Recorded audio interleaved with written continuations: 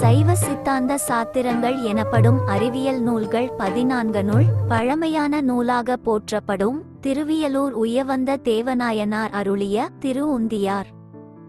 உள்ளம் உருகி உடன் ஆவார் அல்லது தெள்ள அரியர் என்று உந்தி பெற சிற்பரச் செல்வர் என்று உந்தி பெற.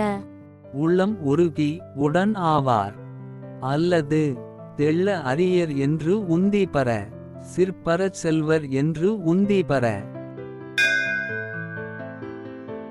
சித்தத்திலும் அதைவிட நுணுக்கமான இடத்திலும் இருப்பவர் கடவுள் என்ற உணர்வு கடவுளை நன்றியுடன் நினைத்து உருகினால் மட்டுமே நம்மோடு கடவுள் இருப்பதை உணர முடியும்.